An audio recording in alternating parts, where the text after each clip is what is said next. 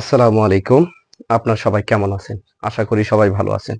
তো আমি আপনাদের সামনে যে বিষয়টা নিয়ে আজকে আলোচনা করব সেটা হচ্ছে নবম দশম শ্রেণীর সরল সহজ সমীকরণের সমাধান।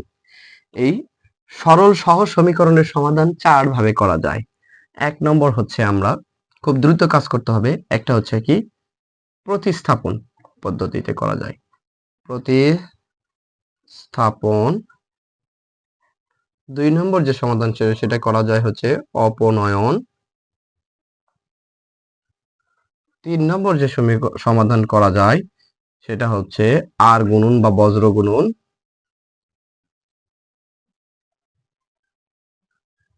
৪ নম্বর যে সমাধান করা যায় সেটা হচ্ছে লৈখিক পদ্ধতির সাহায্যে। লৈখিক পদ্ধতি। আচ্ছা, এই লৈখিক পদ্ধতির সাহায্যে এই সরল সহজ সমীকরণের সমাধান করা যায়। তো আমি আজকে যে বিষয়টা আলোচনা করব সেটা করব হচ্ছে যে ১ নম্বর প্রতিস্থাপন পদ্ধতিতে সরল সহজ সমীকরণের সমাধান কিভাবে করা যায়। আমরা এই ৪টার নামটা মনে রাখবো। ইনশাআল্লাহ ধাপে ধাপে আমি এই ৪টা অঙ্কগুলো করে দেব ইনশাআল্লাহ। তো আমরা নবম দশম শ্রেণীর ১২.১ থেকে আমরা যে জিনিসটা জানবো সরল সহজ সমীকরণ প্রতিস্থাপন পদ্ধতির সমাধান করার উপায়। ১ নম্বর যে আমি লিখলাম সেটা হচ্ছে যদি কখনো এরকম দেওয়া থাকে 2x plus y equal to হচ্ছে 8, পরবর্তী আবার দেখেন 3x minus 2y equal to হচ্ছে 5। এটা হচ্ছে ১ নম্বর সমীকরণ, এটা হচ্ছে ২ নম্বর সমীকরণ। তো আমি দেখতেছি সরল সহজ সমীকরণের এখানে চলক ব্যবহার হয়েছে দুইটি, একটা হচ্ছে x আর একটি হচ্ছে y। তো এই যে দুই চলক বিশিষ্ট সরল সহজ সমীকরণের সমাধান প্রতিস্থাপন পদ্ধতিতে কিভাবে করা যায় আমরা এই জিনিসটা আজকে আপনাদের সামনে তুলে ধরবো। সবাই একটু কাইন্ডলি দেখবেন এবং আমি আপনাদের কথা একটা বলে নেই, সেটা হচ্ছে কি প্রতিস্থাপন পদ্ধতি। প্রতিস্থাপন মানে কি একটার পরিবর্তে আরেকটা স্থাপন করে সমাধান করব আমরা। তো আমরা সর্বপ্রথম ১ নম্বর সমীকরণ থেকে এর সমাধান করব। লিখবো হচ্ছে সমাধান, আসুন সবাই একটু মনোযোগ, ১ নং সমীকরণ হইতে হতে বা হইতে আপনার যেটা খুশি লিখে নেবেন, অথবা ১ নং হইতে আপনি এটাও লিখে নিতে পারেন। তাহলে ১ নং সমীকরণ কি ছিল? 2x plus y equal 8। তো আমি সর্বপ্রথম এখান থেকে যে কোনো একটা চলকের মানটা বের করে নিব। দেখতে পাচ্ছি এখানে x এর সাথে 2 আছে, এটা অনেক ঝামেলা হবে। শুধু y টা ফ্রি আছে, শুধু y এর মানটা আমি বাম পাশে রেখে x টা ওই পাশে পার করে দিব। তাহলে x 2x এখানে চলক ছিল, সেই চলকের সামনে চিহ্ন কোনোটাই নাই, যোগ নাই, বিয়োগ নাই, গুণ নাই, ভাগ নাই। যদি এরকম কখনো আসে তাহলে আমরা মনে রাখবো এই চলকের সামনে আছে প্লাস 2x। তো আমরা এখানে দেখে নেই 2x এখানে আসা, ওই পাশে পার করে দিলে কি হবে? এই পাশে প্লাস ছিল, ওই পাশে হবে মাইনাস 2x।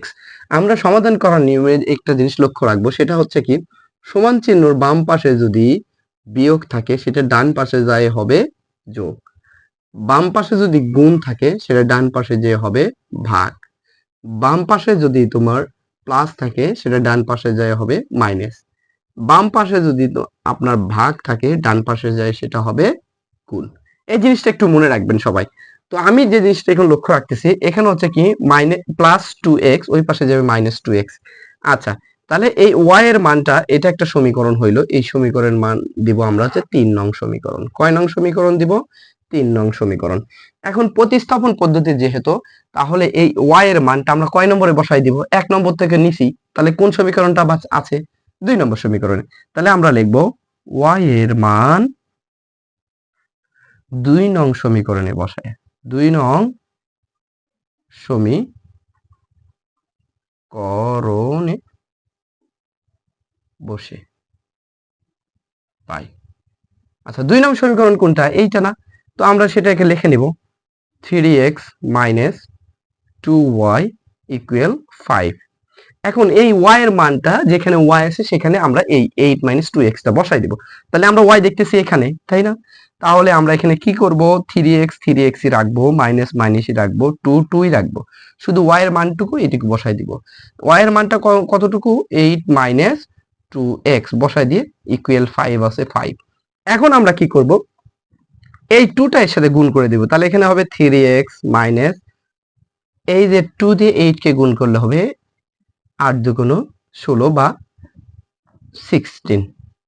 এবার দেখি মাইনাস আছে এখানে আর ব্র্যাকেটের ভিতরে মাইনাস আছে। ব্র্যাকেটের ভিতরে যদি যে চিহ্নই থাক না কেন, ব্র্যাকেটের বাহিরে যদি মাইনাস চিহ্ন থাকে, ব্র্যাকেটের বাহিরে যদি মাইনাস চিহ্ন থাকে, তাহলে ভিতরের চিহ্নটা পরিবর্তন হয়ে যাবে।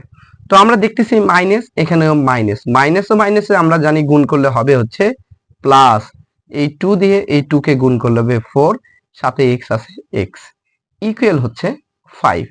এখন আমরা দেখব এখানে x গুলোকে যোগ করা যায় কিনা। তো আমরা দেখতে পাচ্ছি এই x চলকের সামনে কোনো চিহ্ন নাই, তার মানে এখানে প্লাস চিহ্ন আছে। তাহলে এই যে 3x আবার প্লাস 4x ইকুয়াল কত হবে বলেন তো? 7x। আর এই যে মাইনাস 16 আছে, সেটা যদি আমরা সমান চিহ্নের ওই পাশে পার করে দেই, তাহলে হবে প্লাস 16, অর্থাৎ প্লাস 16। এখন আমরা এটা দুইটা যোগ করি, দুইটা যোগ করে কত আসলো? এখানে 7x আছে, 7x দুইটা যোগ করলে আসে 21।